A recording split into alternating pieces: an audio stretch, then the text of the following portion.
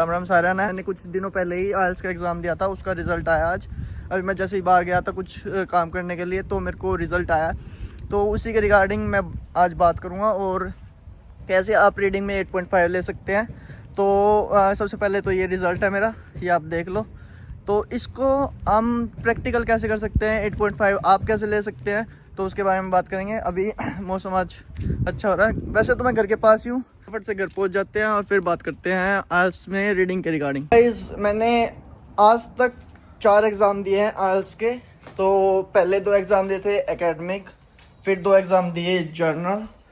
तो सबसे पहले जो एग्ज़ाम दिया उसमें मेरे 5.5 आए रीडिंग में। सेकंड एग्ज़ाम दिया मैंने जिससे वो मैंने दिया था गुड़गांव में, उसमें आए मेरे 6.5 रीडिंग में।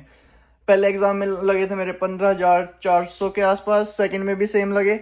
लेकिन जो थर्ड एग्ज़ाम दिया मैंने उसमें सेम रिजल्ट आया था, मैंने वीडियो भी अपलोड की हुई है। हुआ क्या, फर्स्ट एग्ज़ाम दिया मैंने उसमें 5.5 आए, मतलब एलिजिबल नहीं था यहाँ पे फाइल लगाने के लिए ऑब्वियसली। लेकिन सेकंड एग्ज़ाम मैंने जैसे गुड़गांव में, मैंने बताया गुड़गांव में दिया, वहाँ पे मेरे कंप्यूटर पे दिया था पहली बार। तो वो मेरे को अच्छा प्रैक्टिकल लगा क्योंकि मैं कंप्यूटर से ज़्यादा फेमिलियर था उस टाइम। तो मैंने वहाँ पे 6.5 अचीव किया रीडिंग में, ठीक है। आई थिंक 6 अचीव किया था, 6.5 नहीं, 6 अचीव किया था। और ओवरऑल मेरा 6.5 बना था, जिसके रिगार्डिंग मैंने फाइल पुट की थी यहाँ पे। लेकिन जो थर्ड एग्ज़ाम मैंने वर्क परमिट अप्लाई करने के लिए दिया, वो मैंने स्कारब्रो में दिया था, ओंटारियो में। 350 के आसपास मेरे लगे थे, जो कि मतलब टैक्स वगैरह हटा के।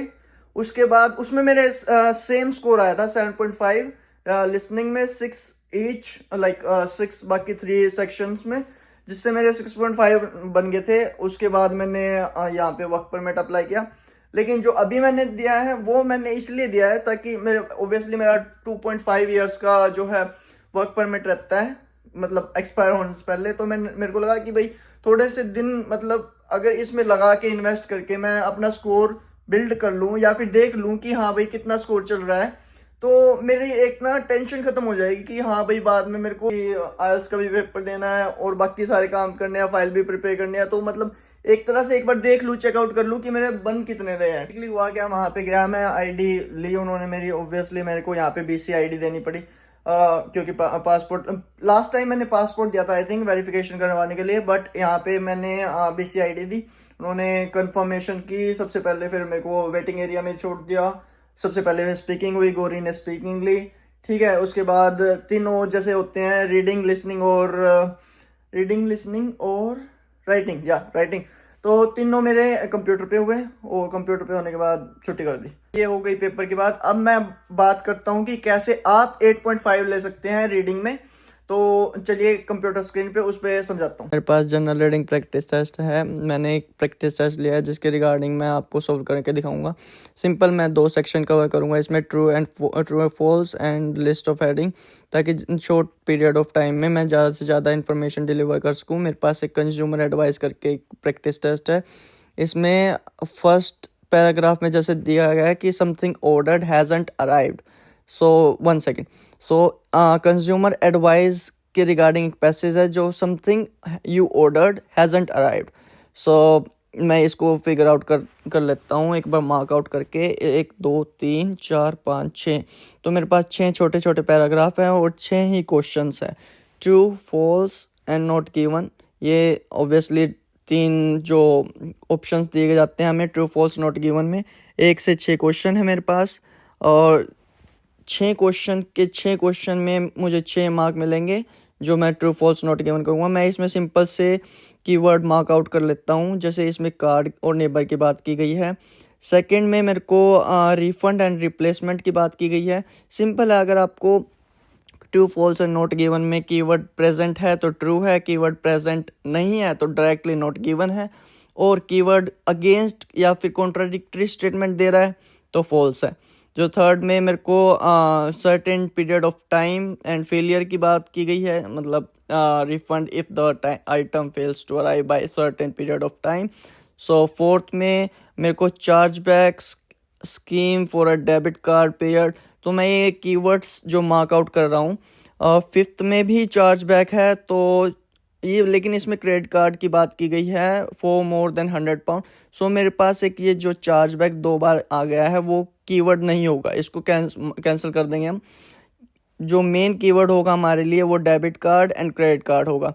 सिक्स्थ में जैसे हमें दिया गया है कि PayPal online resolution centre has a good reputation for efficiency, so PayPal जो हमारा कीवर्ड बन जाएगा। इन 6 के 6 क्वेश्चंस में हमने कीवर्ड मार्कआउट किए हैं और हमारे पास 6 छोटे छोटे पैराग्राफ हैं, इन पे भी मार्कआउट करेंगे चीज़ें। जैसे कि शुरुआत से शुरू करते हैं। समथिंग है यू हैव, बट आपको स्कैनिंग भी करनी है। You have hasn't arrived, see first question में वो बात कर रहा था कि कुछ रिसीव करने के लिए an item has been left with the neighbour. So receive a card telling you if an item has been left with the neighbour, but उसमें तो अराइवल की बात की गई है। You should contact the seller to find out where it is, legal responsibility to make sure the item deliver company and letting know what happened to their item wasn't delivered to the location। जैसे आप scanning भी कर सकते हैं, आपको ज़रूरत नहीं है कि पूरे का पूरे पैसेज को पढ़ने की, और किसी वर्ड पे अगर आप अटक भी जाते हैं तो उसको स्किप कर सकते हैं या फिर उसका पूरा का पूरा मतलब समझने की ज़रूरत नहीं है। एंड जैसे यू कैन आस्क, जैसे मैंने स्कैनिंग करते हुए ही दूसरा पैराग्राफ पढ़ लिया है। With in 30 days of refund replacement you should put your complaint in the writing. If that doesn't work, you should contact their trade association। So generally इसमें बात की गई है कि वो पैकेज अगर अराइव नहीं होता, कि लोकेशन पे आप जो एग्री किया गया है वहाँ पर नहीं पहुँचता, और उसके रिगार्डिंग ही रिप्लेसमेंट और रिफंड पॉलिसी के बारे में बात की गई है।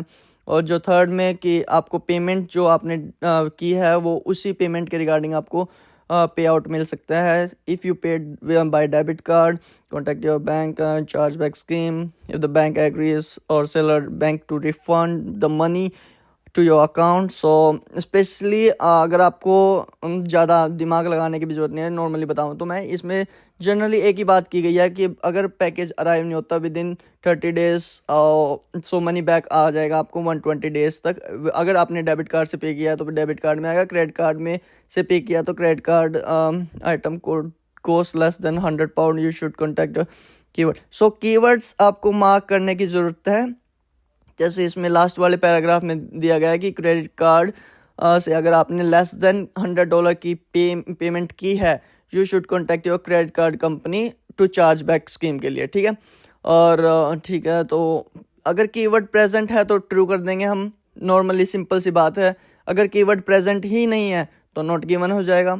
और अगर कीवर्ड प्रेजेंट है और जैसे मैंने बताया कि कॉन्ट्राडिक्टरी स्टेटमेंट है या अगेंस्ट दिया गया है कुछ वर्ड, तो वो फॉल्स हो जाएगा। फर्स्ट क्वेश्चन जैसे नॉर्मल सी बात की गई है, you will receive A card telling, मतलब कार्ड की तो बात की गई नहीं, पूरे के पूरे पैसेज में इसमें कार्ड की बात नहीं की गई, ना उसके नेबर की बात की गई है। तो फर्स्ट क्वेश्चन में इसमें भी डेबिट कार्ड की बात की गई है, तो फर्स्ट क्वेश्चन हमारा डायरेक्टली नॉट गिवन होने वाला है। सेकंड क्वेश्चन की जैसे बात की गई है, जो पूरे के पूरे पैसेज में भी बात की गई है रिफंड और रिप्लेसमेंट की पॉलिसी के रिगार्डिंग। तो क्विकली करते हैं हम सेकंड क्वेश्चन भी। हमारे पास refund then replacement for non delivered item not given आएगा डायरेक्टली, क्योंकि इसमें बात ही नहीं की गई नॉन डिलीवर्ड आइटम की। थर्ड क्वेश्चन हमारे पास, you are entitled to refund if item fails to arrive. Okay, so certain period of time दिया गया है हमें इस पैसेज में दिया गया था with in 30 days of buying, मतलब आपको 30 days ऑफ बाइंग में रिफंड एंड रिप्लेसमेंट की पॉलिसी के बारे में बात की गई है। You don't receive the item with in 30 days, तो आपको मनी बैक मिल जाएगा। तो यस, थर्ड में ट्रू हो जाएगा अपना। और बात रही सेकंड की, तो नॉट गिवन इसलिए गया है क्योंकि सारी की सारी बात डिलीवर्ड आइटम के लिए है। और फोर्थ में there is a limited time for charge back with debit card, तो हमारे पास चार्ज बैक भी है, डेबिट कार्ड भी है, डायरेक्ट ट्रू हो गए। फिफ्थ में चार्ज बैक की बात की गई है, credit card payment of more than 100 pound you can use, मतलब आप यूज कर सकते हैं charge back scheme for credit card placement for more than, but वहाँ पे लेस देन 100 पाउंड दिया गया है। इसके सिंपल है, अगेंस्ट दिया गया है और कॉन्ट्राडिक्टरी भी है, मतलब ये डायरेक्टली फॉल्स होएगा। वो चार्ज बैक की स्कीम के बारे में बात कर रहे हैं, क्रेडिट कार्ड के बारे में बात कर रहे हैं, बट ये जो दूसरी लाइन दी गई है, if the item cost more than 100 pound but less than contact your card, ये अलग बात की गई है। जो लास्ट की दो लाइनें हैं उसमें अलग बात की गई है। जो फिफ्थ है फॉल्स। लास्ट की PayPal's online resolution centre has a good reputation for efficiency, इसमें 6th पैसेज में सिर्फ 2 लाइन दी गई है और कोई रेपुटेशन की बात नहीं कही गई, इसीलिए ये जो 6 क्वेश्चन है वो नोट गिवन आ जाएगा। सिंपल सी स्ट्रेटजी है गाइस जो आपको फॉलो करनी है रीडिंग में अच्छे मार्क्स लेने के लिए, specially for your true and false. एक सेक्शन जैसे कंप्लीट हो गया, हमारे पास लास्ट है लिस्ट ऑफ हेडिंग्स। जैसे मैंने 2 सेक्शन कवर करूँगा, इसमें हमारे पास 5 पैसेज दिए गए हैं। तो राइस कुकर के बारे में बात की गई है, 5 पैसेज हैं और क्वेश्चन है हमारे पास 7 3 3 4 8 क्वेश्चन है, सॉरी। तो 5 पैसेज में से हमें लिस्ट ऑफ हेडिंग कवर करनी है 8 क्वेश्चंस के लिए। तो सिंपल 6 क्वेश्चंस वो थे और 8 क्वेश्चंस ये है, 14 क्वेश्चंस हमारे पास आ गए हैं राइस कुकर के रिगार्डिंग है। फर्स्ट पैसेज हमारे पास is rice cooker 1.8 litre pot, stainless steel है, सेपरेट ग्लास लिड है, stay cools for with handle, it produce perfectly cooked white rice, cooking brown rice, मतलब गुड राइस प्रोड्यूस करते हैं। But जो last में इसमें दिया गया है, dirt traps on the rim of the lid and neither the pot nor the lid is dishwasher safe. So uh जो है वो गुड राइस प्रोड्यूस करता है, but tend to spit when cooking brown rice, मतलब good rice produce करता है। Kind of messy brown rice इसमें जो बताया गया है वो प्रोड्यूस करता है जब ब्राउन राइस कुक करते हैं।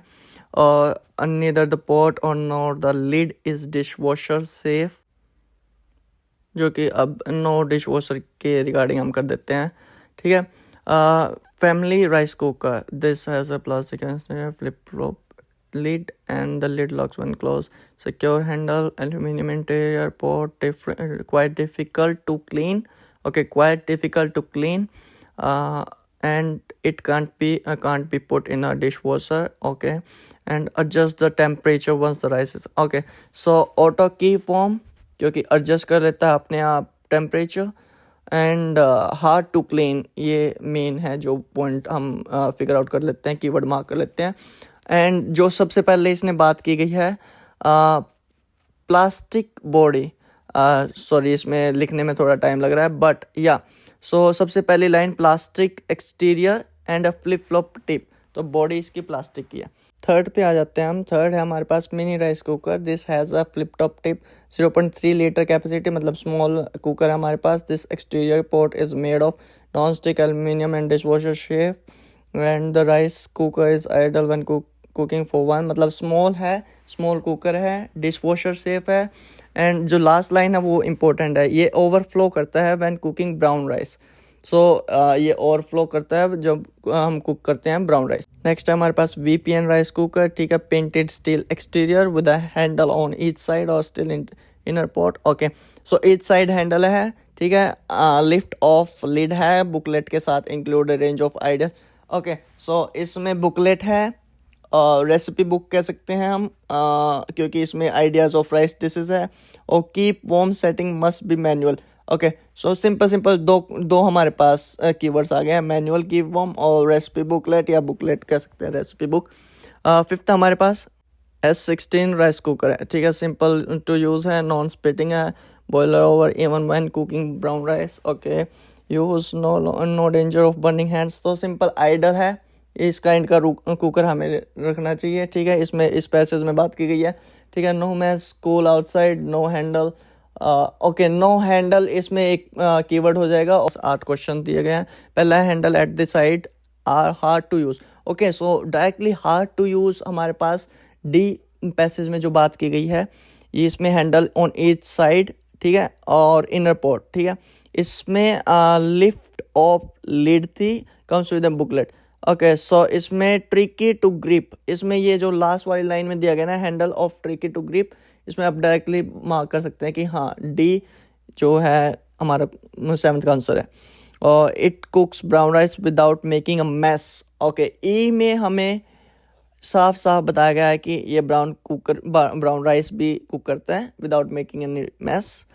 सो 9th में automatically switch off setting to keep the rice warm when cooked, auto keep warm की बात की गई है, जो हमने कीवर्ड यूज़ किया था, कीवर्ड मार्क आउट किया था, तो इसमें बी जो है हमारा 8th का आंसर हो जाएगा, auto keep warm and hard to clean, ठीक है, हार्ड टू क्लीन की बात नहीं की गई, बट ऑटो कीप वार्म की बात की गई है। 9th में ऑटोमेटिकली स्विच ऑफ जो है बी हो जाएगा। 10th में हमारा difficult remove top really clean. Okay, so जो 10th में है वो भी बी आ जाएगा, क्योंकि इसमें हार्ड टू क्लीन की बात की गई है, और ये भी डायरेक्टली इसमें बताया गया है कि difficult to get the removable top really clean. Okay, so directly इसमें हार्ड टू क्लीन की बात की गई थी ऑब्वियसली।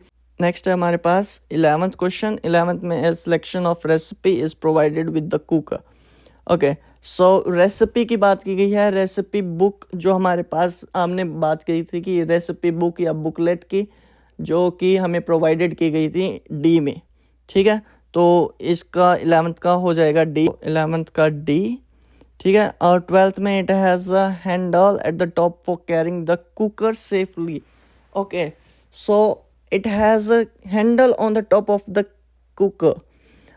जो बी क्वेश्चन में, बी पैसेज में हमने बात की थी secure handle to carry the cooker, directly जो सेम कीवर्ड इन्होंने यूज़ किया है पैसेज में, वही सेम कीवर्ड इन्होंने क्वेश्चन में यूज़ किया है, तो 12th का हो जाएगा बी। 13th में हमारे पास outside of the cooker does not get too hot, so no messy cool outside, so doesn't get too hot.